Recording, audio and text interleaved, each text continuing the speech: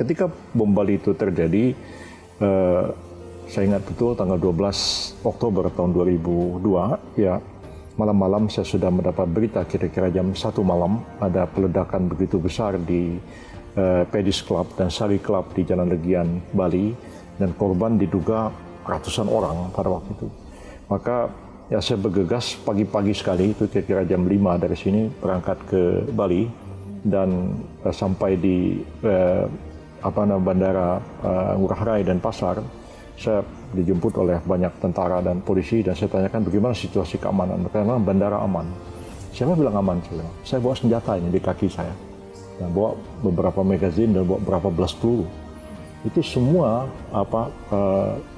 alat detektor di bandara Ngurah Rai nggak bisa mendetek saya membawa senjata. Benar membawa saya bawa senjata. Oh, ya. okay.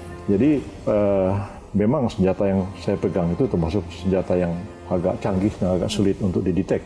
Tapi peluru-peluru yang dilepaskan bisa didetek. Dan hari itu juga kita perintahkan pengamanan total oleh karena dugaan kita ya pelaku-pelaku bom Bali itu masih ada di Bali. Jadi kita harus mengisolasi Bali dari bar dan dari situ kami datang ke Polda Bali dan Pak Dai Bahtiar pada waktu itu Kapolri juga sampai di sana. Pangdam juga Pak Mangku Pastika Penguasa pada waktu itu Kapolda Bali dan kita rapat. Dan mereka mengatakan, Pak Yusril, Anda Menteri Kehakiman, ya, bagaimana kita mengatasi keadaan ini? Ya, kita pakai KUHP, ya, kita mau pakai Undang-Undang Bahan Peledak tahun 54, kita nggak bisa menghadapi kejahatan ini. Ya, siapa pelakunya? Bagaimana mereka melakukan ini?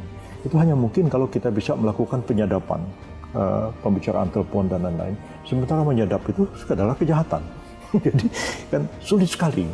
Jadi saya mengatakan begini, baiklah saya ambil alih masalah ini. Pokoknya apa yang mungkin kita lakukan sekarang. Tapi legalitas untuk menghadapi terorisme itu tanggung jawab saya. Setelah itulah kita pulang ke Jakarta dan hanya dalam waktu 5 hari saya mempersiapkan Perpu terorisme. Akhirnya Perpu itu dirumuskan, itu pun saat mau ditandatangani itu masih juga terjadi perdebatan. Dan Pak SBY, Panglima TNI pada waktu itu bilang, Bung Yusril, ya tolong Bang Yusril hadapin orang yang di dalam itu. Ya. Siapa? Yakinkan beliau bahwa ini sudah benar. Ya. Siapa orang itu? AM Hendro Priyono. Oh. Iya. Jadi karena memang beliau menghendaki supaya yang menangani terorisme itu adalah intelijen dan TNI. Dan kita menolak itu. Ya. Saya belajar banyak tentang Guantanamo dan lain-lainnya. Kalau lah misalnya terorisme diserahkan kepada intelijen dan kepada tentara, ya saya nggak bisa membayangkan seperti apa jadinya tindakan menghadapi terorisme ini. Dan ya saya mencoba menjelaskan ke Pak Hendro Priyono di satu ruangan di istana, yang pada akhirnya beliau ketawa dengan saya mengatakan ya Yusril adik saya, begitulah. Jadi baik begitu akhirnya bisa menerima. Masa tuh terselesaikan. Saya bilang kita nggak punya banyak waktu menghadapinya. Jadi saya tanya pada waktu itu Pak SBY, kenapa Bapak atau Pak Widodo AS tidak mau menghadapi berat ngadepin beliau itu kan? Kita ini kan junior beliau, mana bisa ngadepin. Jadi saya yang disuruh menghadapi. Akhirnya malam itu juga saya menghadap ke Bu Mega dan Bu Mega tanda tangani. Dan dengan cara itulah ya besoknya itu semua tentara, semua polisi menggunakan Perpu ini. Mereka pasang semua alat-alat penyadap. Ya, kita sendiri nggak punya alat penyadap. Ya. Beruntung beberapa hari sebelumnya Menlu Australia Alexander Downer dia bertemu saya, datang di Departemen Kehakiman dan saya katakan kita nggak punya alat-alat.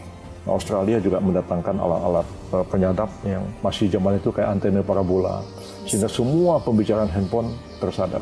Dan itu sebenarnya mengapa kita bisa menangkap Imam Samudra, salah satu tokoh kunci dalam gerakan pemboman di Bali itu. Ya, dan kita tahu pada saat itu Imam Samudra itu ada di Selat Sunda. Ya, dia ada terdetek, dia ada di dalam kapal dan ditunggu di Lampung. Dan ketika kapalnya mendarat, terdetek, dia dari mobil keluar dan mobilnya disekap. Ya, dia tidak tahu bahwa SMS itu bisa disadap. Ya, dia kirim SMS dari situ dan kita tahu di mana koordinatnya. Nah, ketika itu ditangkap, ya itu tahun 2002 ya. Kalau sekarang penyadapan sudah luar biasa.